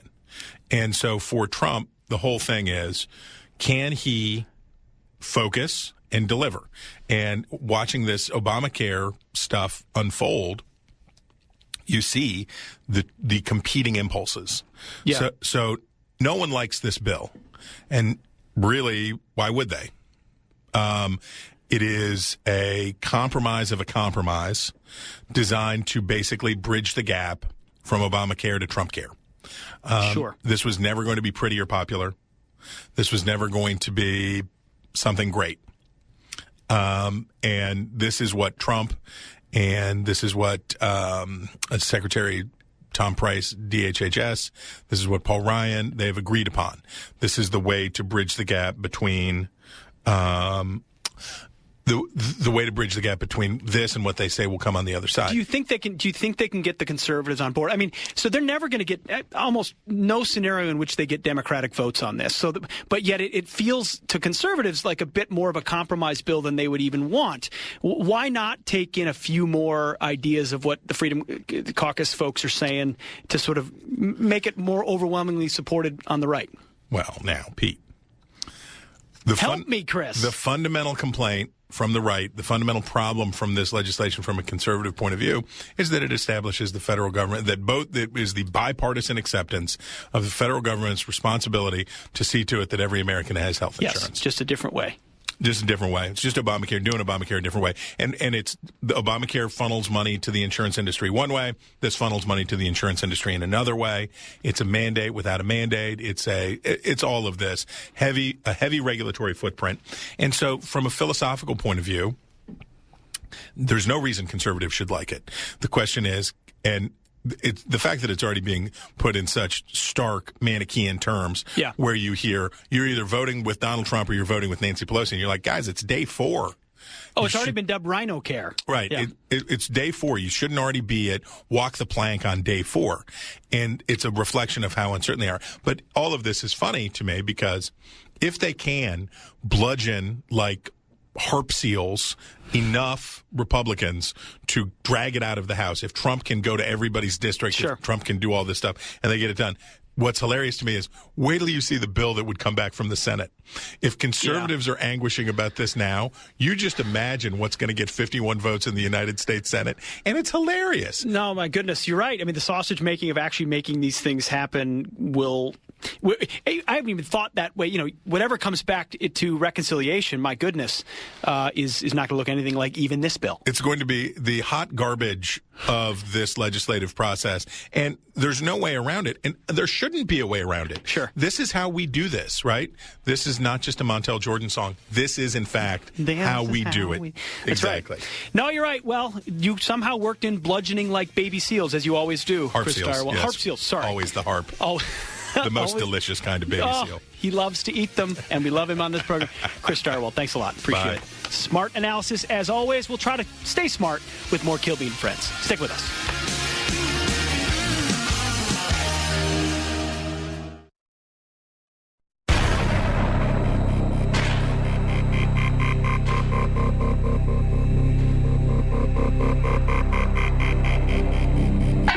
Broadcasting from the #1 news network in North America. It's the show for the next generation of Americans. It's Kilmeade and Friends. I think we're going to listen very intently to conservative leaders. This is the bill. And you're going to expend political capital to make sure it gets across the finish line. President Donald Trump is a man of his word. No one likes this bill. Hospitals, doctors, governors, conservatives, liberals. It doesn't lower cost. It doesn't improve benefits. It's really a cruel bill. Democrats have adopted the slogan, resist. That's what partisans did against the Nazis. That's not what an opposition party in a democracy does. There's grave concern that the president has about the release of national security and classified information that threatens and undermines our nation's security. The Central Intelligence Agency lost control of its entire cyber weapons arsenal. The real threat is that we have intelligence officers who have gained access to information by the powers Congress has given them. I think that they're dealing with seditious people within the CIA. There's people that don't approve of the Trump presidency, and I think that they're trying to take him down from the inside. America's solutions are discussed here. That is true. We're going to try to solve some things this morning if we can on Kilmeade and Friends. I am your humble guest host, Pete Hegseth, in for Brian Kilmeade, who has a well-deserved day off today, the hardest working man in showbiz. I truly believe that, and it's always an honor to sit in his chair and talk to his very intelligent audience. He built it, and I get a chance to chat with him every once in a while in this seat, and I'm excited to be here. So I hope you stick with us all hour. It is day 50 of the Trump presidency. Can you believe it? 5-0. Halfway to the 100-day mark, which so many make is the big runway that a president has to get things done. Part of the show today is we're taking stock at that 50-day mark. What has he accomplished? What hasn't he? What needs to change? What has he faced? And what do you think he needs to do next? So keep your calls coming in, 1-866-408-7669, 1-866-408-7669. We've taken a bunch of calls already, and we're gonna keep fielding them today. I want to get to a couple of pieces of sound that would have played that both talk to aspects of what Trump is able to do and what his critics say, and also what he has faced in these first 50 days. I think both of them are pretty apt descriptions of some frustrations that some people have, and I want to get your take on that, but also a reality of the world in which Donald Trump, the swamp he has to wade through in Washington, D.C. The first clip is by Cardinal. I can't even talk right now. You know why it is? I'm so tired, as I said once before, because we're winning so much that I get tired, and therefore I can't talk. So I'm going to push through my fatigue, Trump-based fatigue based on all the winning, and I hope you will stick with me as well. No, this first clip is by Cardinal Timothy Dolan. He was on Neil Cavuto's show yesterday talking about President Trump's Twitter account. The Twitter account, his tweeting has been a topic of conversation in these first 50 days. He's seen it as an effective tool. Not everyone sees it that way. Listen to this clip. Do you think he should be tweeting? I don't think so. I think I would say that, no, I tweet, but kind of in a carefully orchestrated way where other people read it before it goes out. Tweets, I think. Did you just say he has to scream that? Oh, yes. Tweets tend to be sometimes the subject of impetuosity, right? Wow. When you write a letter, you let it sit for a little while, and then you mail it, okay? So when you do a tweet, when you get mad and when you want to, it's like driving a car. You know, you'll say things driving a car that you wouldn't say at a dinner table. That's what a tweet can be. So much the secret of his success has been his ability to go above and beyond the media through his Twitter account, to literally drive entire national conversations based on 140 characters, a unique attribute of the modern presidency that he has access to and has utilized to get to where he is. The question is, could it become an impediment to his governing agenda? Does it get to a point where it's a distraction, or can he harness it in order to get big things done like Obamacare repeal and replace? If you're going to get that done, you got to be able to get through a media and a Democrat Party which is totally focused on dragging you down. Which brings you to the next clip. David Horowitz was on Hannity last night, and I think laid out pretty well the stakes of the Democrats resist slogan. Clip 16. We're in really a civil war situation. The Democrats have adopted the slogan resistance. That's what partisans did against the Nazis. That's not what an opposition party in a democracy does. Was Trump Tower tapped? Of course it was. The NSA collects every communication. The question is, can the raw intelligence be opened and used? There's always a loyal opposition. No party. There are parties because we disagree on really big issues. But when a party decides, before a president's even inaugurated, but then in the first 50 days, that their mantra is resist, you no longer have just a loyal opposition. You have obstinance. You have, as he said, metaphorically, a civil war where the only objective is to stop the other side, no matter what. And you're seeing it right now play out in what Trump sees, I think, from where he sits, is he sees it in the Democrats, and then he sees it in the media. He sees it potentially in the intelligence community. He sees it in the departments of his executive branch that are leaking information. He sees it surrounded by entities that want him to fail, which is why his reflex, I think, in many cases, is to go to a Twitter account and say, no, I can go beyond and above you and fight back. The question is it reached diminishing returns? Are there cases when it has or has not? I want your thoughts. Seriously, talk to me here. What are you hearing? What's your sense? The mainstream media will tell us certain things. You've got your ear to the ground out there in America. What do you think of what he should be doing with his Twitter account and how the first 50 days are going and whether he can beat through this resist mantra of the left? 866-408-7669. We're going to have James Rosen on after the other side of the break, chief Washington correspondent for Fox News, and ask him that very same question at the 50-day mark. How does he get it done? And the biggest question I'll tee it up to James if he's listening already, is I'm going to ask him about Obamacare. I mean, what is going on right now as far as the conversation on Capitol Hill to repeal and replace Obamacare has massive consequences for the future of this administration and is really sticky, really tricky, and really, really difficult. And it's really difficult because Obamacare is such a disaster, but you can say that, and it's true, and it's distorted our insurance market in ways that made fixing it nearly impossible.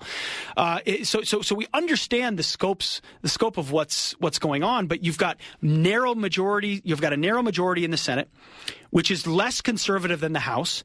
But even conservatives in the House don't like the bill because it doesn't do some of the basic things that conservatives have been expecting from Republicans for a long time, which is a full repeal. And I think some of the concern is that if you do that, I know a huge part of the concern is the political reality of what Democrats will do to bludgeon Republicans if they don't do it correctly.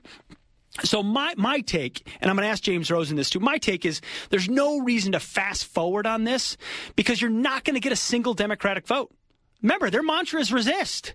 Resist. Trump must fail, and the media is amplifying it. That's their mantra. That's it. They don't want to sit down. They don't want to negotiate. They don't want to work on it together. They want to resist.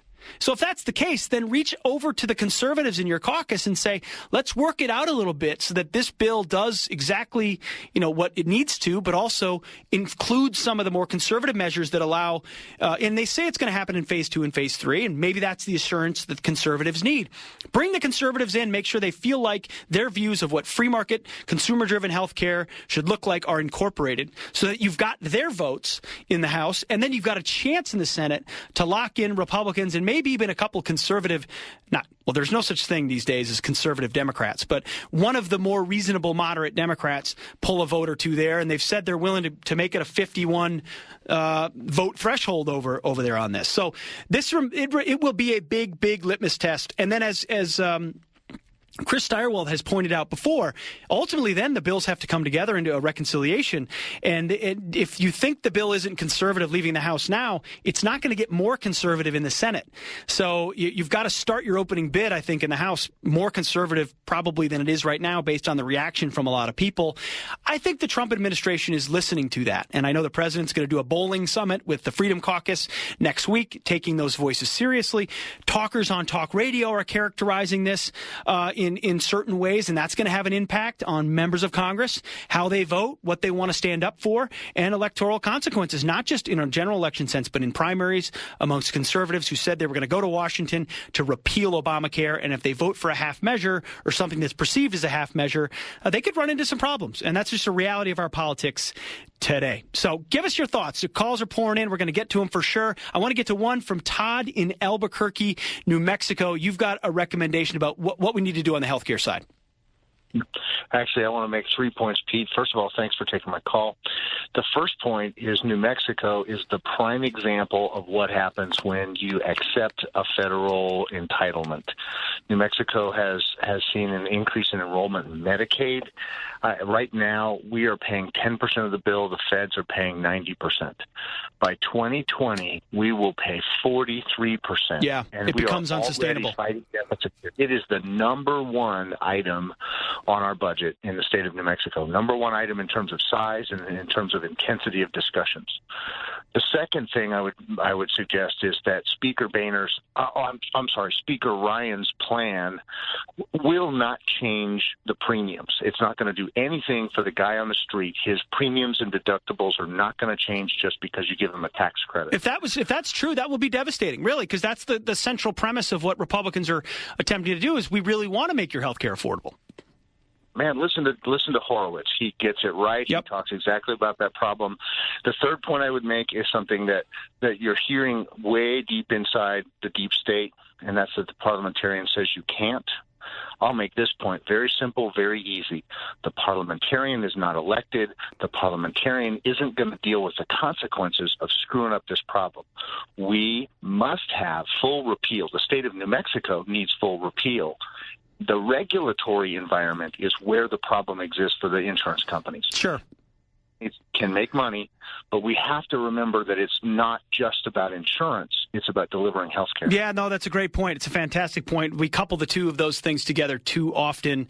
Todd, thanks for the call. Smart stuff. And I think you touched on a lot. I mean, listen, the gut of all of us, of conservatives, is repeal this thing. It's distorted the healthcare market in ways that are unfixable. Democrats know that, though. They know how broken it is, and they're kind of daring Republicans to grab hold of it and be okay and try to do kind of a lighter version of it to keep some of it on the tracks. But you do that, and you can get all the blame and none of the upside. And if premiums really don't improve, now you really are left holding the bag. So thanks for the call.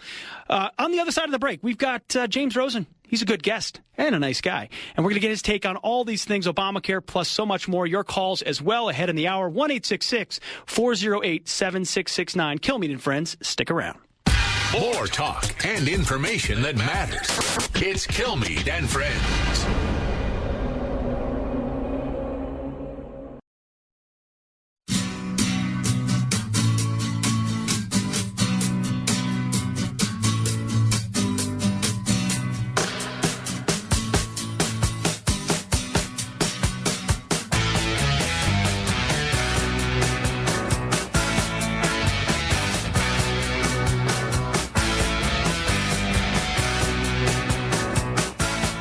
Back to Kilmeade and Friends. The number is 866-408-7669. It is day 50 of the Trump presidency, and we are taking your calls and your thoughts of your assessment of where we are on day 50 of this presidency. And I don't want to waste another moment because we've got a fantastic guest on the line.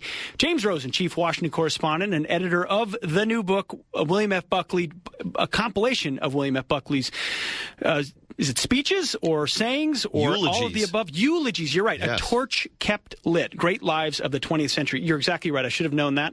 Fantastic book.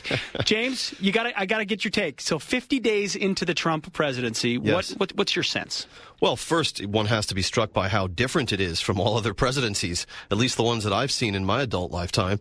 The period right after 9/11, which was a very sobering period for the country. Yeah. Where the news was coming at a furious tempo. I remember in the days after the attacks, the Secretary of Defense, Donald Rumsfeld, was doing the briefing every day himself, and we would carry them live for an hour. You were learning about military plans being made, about radical reorganizations of executive branch agencies, about intelligence assessments. From every corner of the executive branch and the Congress, there was news being made, and it was, as I say, a very sobering time. Here, I wouldn't say it dwarfs the pace of the post-9/11 period, but I think it does exceed the pace in terms of just the furious tempo of the news, Pete. Yeah. It feels like every minute of every hour, news is happening.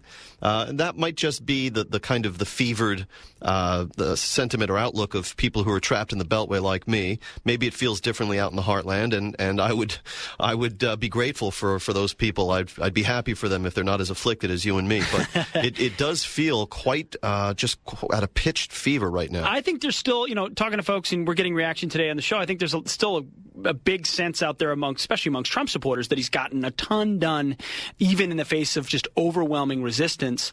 But a lot of that was through executive action. And James, as you know, with this Obamacare repeal and replace legislation moving forward, taking the first steps, it's going to reveal their first opportunity to really move legislation. As you look at where they are right now, with a plan revealed, backed by some in the House. I mean, you've got conservatives like Mike Pence and like Price at HHS and Mick Mulvaney, OMB director. These are no moderates making the case for a bill that other conservatives, like in the Freedom Caucus and talk show hosts and others, are deeming rhino care or not sufficient. How do Republicans bridge this gap? How does President Trump bridge a gap and get to a point where they can pass a bill? You've got to love an age in which moderate has become almost a dirty word. Yes. These are not moderates. These are not criminals.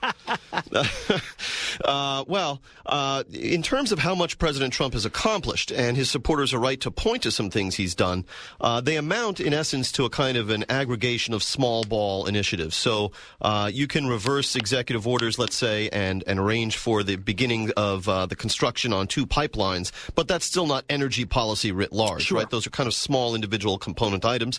And listen, even in that respect, he moved faster than most presidents do in terms of racking up such items, one of which, obviously, the immigration executive order quickly got stalled in the courts. Yeah. In terms of the legislative track, now, this week, we are finally seeing some movement on that track, where it had been dormant for much of the first half of the president's first 100 days. And these are not incremental movements, really. We've seen 2 House committees, Ways and Means and Energy and Commerce, advance the Obamacare repeal and replace legislation in very short order, given where they started. And in fact, some of the Senate Republicans who are opposed to it are like Tom Cotton of Arkansas, have been resorting to Twitter to tell the House leadership, hey, slow down. It's more important you get this done right rather than fast. And so, is there credence to that? Because he's not going to get any Democratic votes on this. There's no or if so, it's a onesie twosie. Is it make sense to slow it down, bring more conservatives into the fold, and kind of respond to that feedback? Onesie twosie must be a parliamentary term with which I'm unfamiliar, Pete. The onesie twosies, yeah. It's math. Listen, what goes on in your private life is of no interest. There is always credence to it when someone says it's more important to get something done right than fast. As a father, I myself am trying to instill those very lessons in my 2 boys, more or less morning after morning. But I think that the question is, as what you were pointing out, is that whether or not there's going to be, for all the tailoring and tinkering of this bill you can engage in, much Democratic buy-in, it might be illusory, right? So, nonetheless, they've got a problem within their own conference, and they've got to work it out. I love this bump-in music, by the way. It's sort of like Grade Z Boston.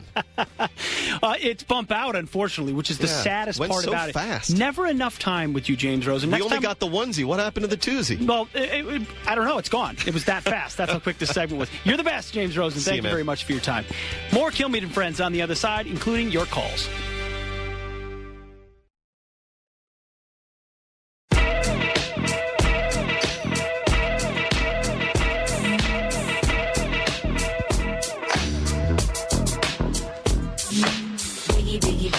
Can't you see? Sometimes your words just hypnotize me, and I just love your flashy ways. Guess that's why they broke and you're so bad. Radio that makes you think. It's Kilmeade and Friends. You know, the only thing you can be guaranteed of when I'm humbly guest hosting for the real host, Brian Kilmeade, is that you're going to get some good music. I can't vouch for Brian's music choice. I really can't. But it's fitting today for 2 reasons. One, as I've said, my only demand when I guest host is that I get 90s rap, and they delivered today with some Notorious B.I.G. with Hypnotize, which is really kind of the anthem for B.I.G. for Biggie Smalls, if I have to say so myself. But it's also fitting because yesterday was 20 years to the day of the death of the Notorious B.I.G. and Congress took note of it. And of course, you know, he was murdered in a mysterious way. Nobody really knows what happened. But members of Congress took to the floor of the House to remember him. Played a little clip for you here. Living life without fear, putting 5 carrots in my baby's ear, lunches, brunches, interviews by the pool, considered a spool because I dropped out of high school. Thinking back on my one-room shack, now my mom pimps an act with minks on her back. And she loves to show me off, of course, smiles every time my face is up in the source. We used to fuss when the landlord dissed us, no heat, wonder why Christmas missed us. Birthdays was the worst days, now we sip champagne when we thirsty. Right. And if you don't know, now you know. Birthdays was the worst days. Now we sip champagne like we're thirsty. I mean, there's just great stuff. But to hear it from the floor of the House, it just sounds... I couldn't help. Everybody in here was kind of cracking up. It's just not used to hearing that. But he is an American success story. And that's, you know, a different form of American poetry is what so many people do and put into words the struggles they have. Some things done above board, some done less above board. But he was a quintessentially American talent, and he was remembered on the floor, and he's remembered today on Kilmeade Friends. So thank you guys very much for playing that and indulging my my love of 90s rap music. So we're gonna get back to the phone lines, though. You got some great callers here on the line that I want to hear from. I also want to tease the fact that, and when we get back from the next break, we're going to have a great guest here in studio. I'm really excited about it. His name is Captain Dave Marciano, and he's from Nat Geo's Wicked Tuna, which it's entering I believe it's 6th season. He's the captain and the owner of Hard Merchandise.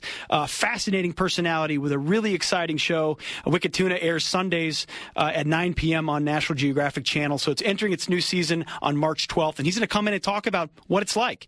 What's it like to be a captain of a boat like this and be in a competition like Wicked Tuna. So you're going to want to hear that live in studio. I'm really excited about it. But first, we're going to hit the phones and get your take. The first 50 days of the Trump presidency, what do you make of it? And what should he be focusing on? And do you like his use of Twitter, which is a question we've asked as well. I'm going to start with Jackie in Alabama. Jackie? Hey, Pete. Good morning. Thank you for your service to this country. Thank you, sir. I wanted to talk about the release of this latest leak on intelligence to WikiLeaks.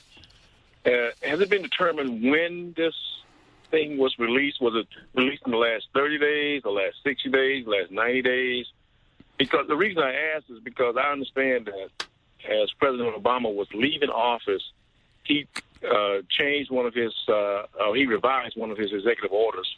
I think they call it 1233 or something like that. Yes. And if this is a result, if this leak is a result of this change, should we look at his intent? Well, that's an interesting point. It has been noted. Appreciate the call, Jackie. Thank you. And it is an interesting point because if he did that, it has been widely reported that 8 days before his presidency was over, he changed a rule about how intelligence could be shared across the intelligence apparatus.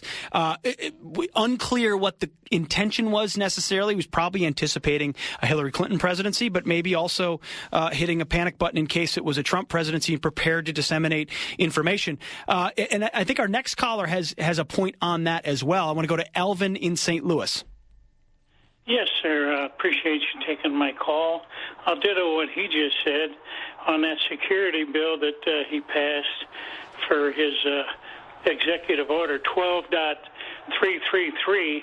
It actually enabled 16 agencies with thousands of contractors getting top secret information available to him without being vetted.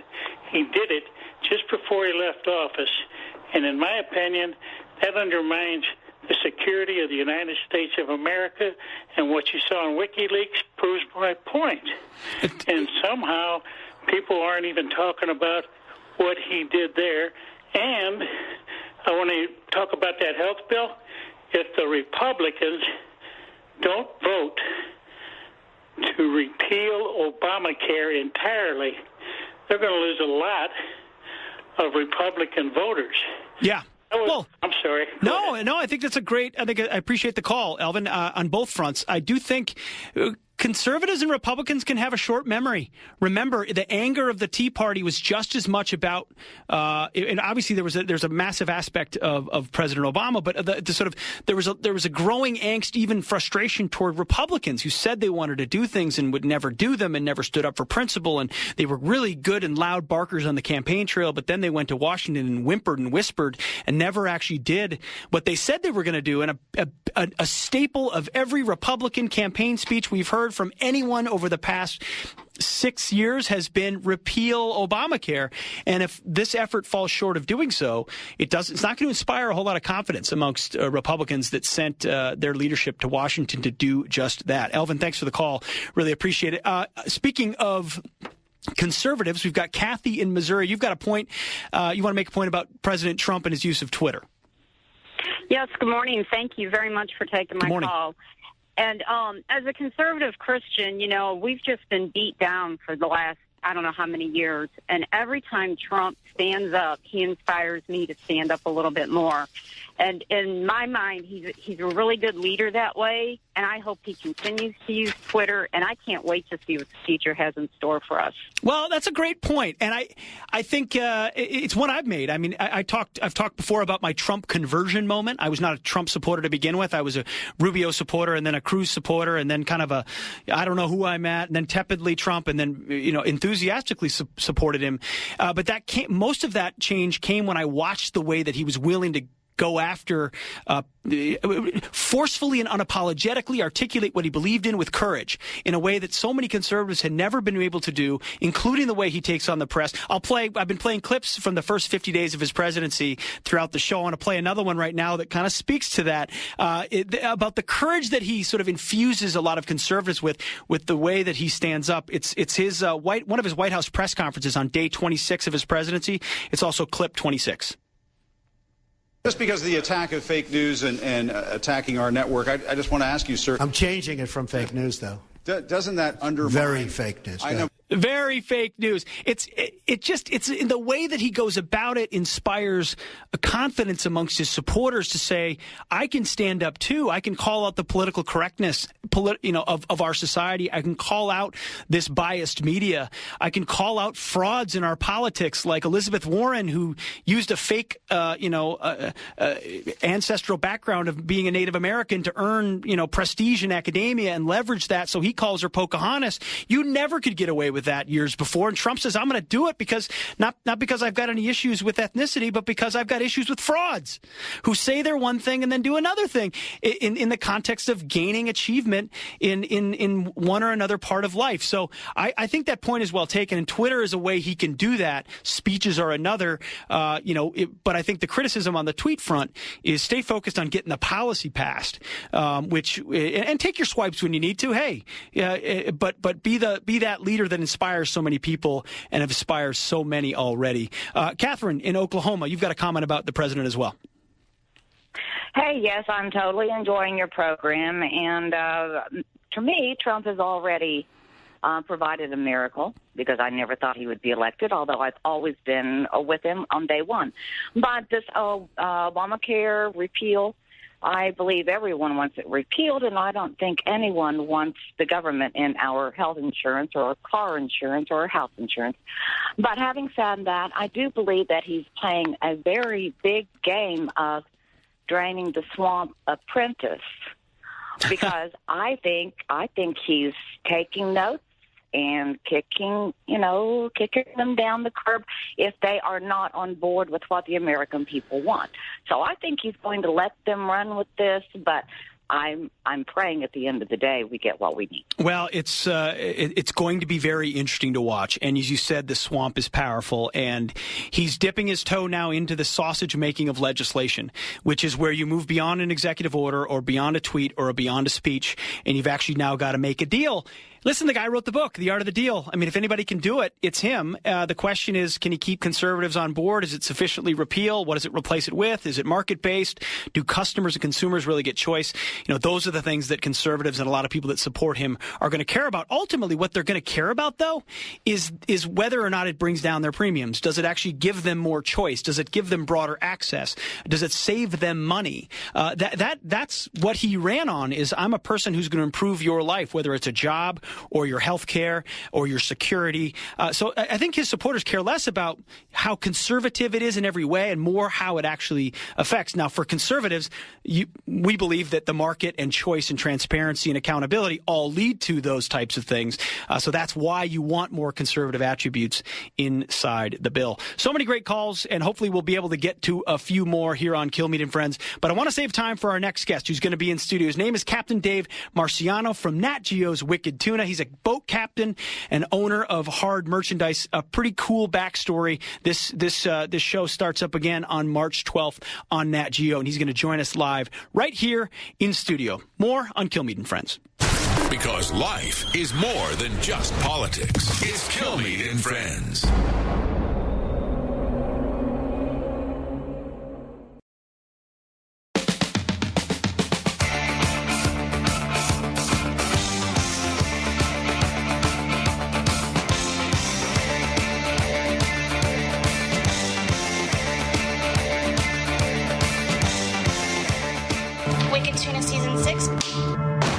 third-generation fisherman. My grandfather fished. My father fished.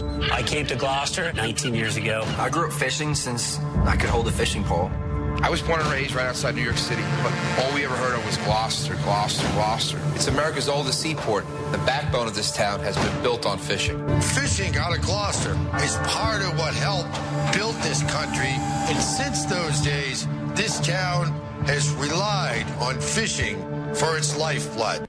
That is a clip from the upcoming season of Wicked Tuna. The new season premieres March 12th at 9 p.m. on National Geographic Channel. It airs Sundays. It will air then in perpetuity on Sundays on the National Geographic Channel. And we're honored to be joined by one of the stars of that show, Captain Dave Marciano, who's the captain and owner of Hard Merchandise, man who knows how to do a little bit of fishing. Hey, good morning. Good morning. Hey, welcome to New York City. Yeah, hey, thanks for having me here. Appreciate having you here. It's very cool. So for those that aren't familiar with the show, 30 seconds, what does the show Wicked Tuna do? It basically highlights us as fishermen who catch these giant bluefin tuna, which can be worth as much as $10,000 per fish. Per fish, if not more. And, one of the interesting things about the show is how we persecute the fishery. It's done it's an artisanal fishery. We fish these fish one at a time with a rod and reel. It's very selective in nature. And that's one of the methods that we use that allows this stock to maintain its health and the sustainability of the resource. Interesting, because it is a limited resource, and you care about that. Oh, absolutely, absolutely. We want to see a future. So, we use rods and reels or hand line, because the laws don't allow us to use nets or trawls or long lines. Got it. So in the show, one of the other dynamics is you've got teams and you're competing and you're trying to catch the largest fish with the most weight, correct? So or something along those lines. How does that play out? I mean, it's got to get pretty competitive out there. Yeah, it does. I mean, it's not so much about catching the biggest fish. It's about, really making the most money and catching the most fish possible by the end of the season. Again, to manage the resource, we have a finite amount of quota. That's the amount of fish that the scientists, say, okay, you can catch X amount of fish, X amount of pounds, and then the government closes the fishery. So that way we preserve the resource. So we're all out there vying for as much as that pie as we can get before the overall pie is taken and the season closes. How much does the average fish weigh that you're catching? The average fish, I would guess, would be between 300 to 500 pounds. Wow. Right? And you're pulling that in, rod and reel. Rod and reel, right. And, but they do get in excess of 1,000 pounds. Wow. My personal biggest was a 1,200-pound fish. That's more than they had in the lakes of Minnesota where I fished on occasion as a child. The other dynamic is the interpersonal dynamic of a crew on a boat. I was in the military, was a platoon leader, served in a couple of deployments. Thank you for your service. Well, I appreciate it, but you get enough guys by themselves, or it's a whole nother dynamic. What's the biggest thing you've learned as a boat captain in sort of maintaining the cohesion and morale of a team?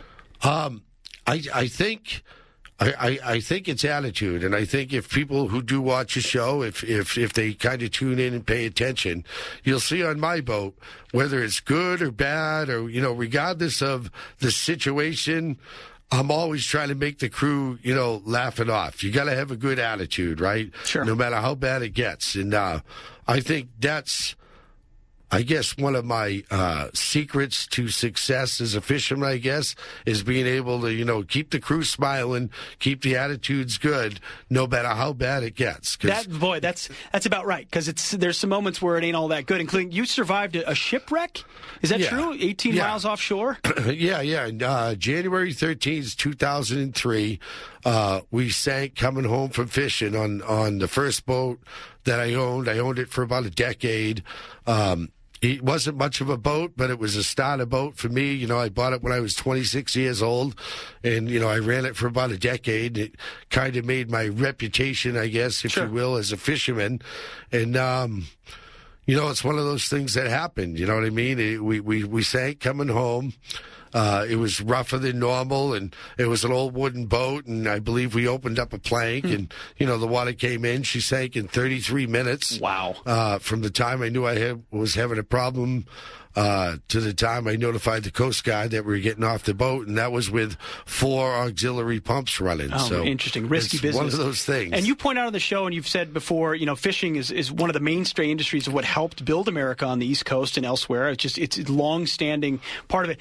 But we were also talking before the segment about regulation in that industry, and we've got a new president who's looking to maybe pull some of that back. Do you think that would be beneficial for your industry? Oh, absolutely. I've been, very active in the fisheries management process back in Gloucester, and we're certainly hoping that the new administration gets around. He talks a lot about deregulation for a lot of businesses. Yeah. Now, I do realize that the fishing community is a very small portion of the overall population of the country, so I know we're low priority, but it's definitely something that needs to be addressed. Well, and it's something that it's low priority overall, but in every industry it's a high priority. It's your living. Sure, for us it's a high priority. Of course. Just in the past 6 years alone, we've lost 90% of the historic participants of the fishing industry in Gloucester, and that's, in my opinion, due strictly to overregulation. Think about that. It's time to deregulate. That is such a powerful statement. 90% over the last 6 years, you said, of an industry gone.